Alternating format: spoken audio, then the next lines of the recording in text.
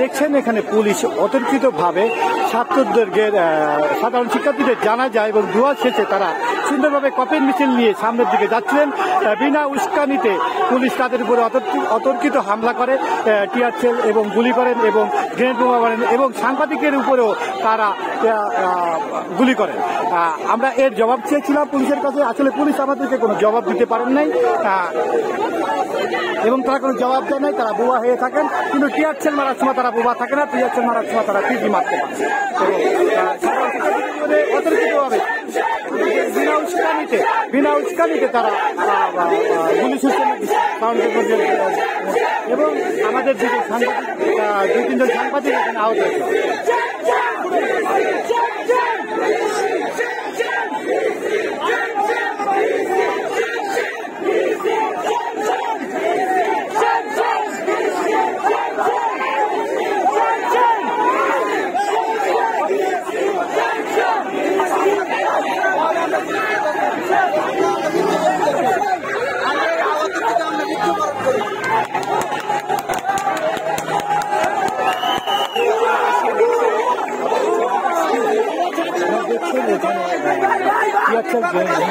মারার পরে শিক্ষার্থীরা ভিতরে চলে গেছেন, তারা এখানে আবার ভিসি মোড়ে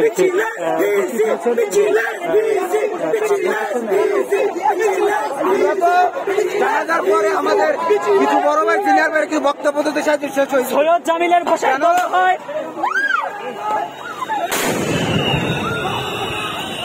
আবার দেখেন আপনারা এখানে রিয়াকশন পাচ্ছেন, পুলিশ আবারও সাংবাদিকের উপরে আপনারা দেখছেন এখানে রিয়াকশন পাচ্ছেন, আপনারা দেখতে পাচ্ছেন এখানে আবার হঠাৎ করে পুলিশ এখানে গ্রেনেড বোমা মারছেন এবং টিয়ার সেল মারছেন।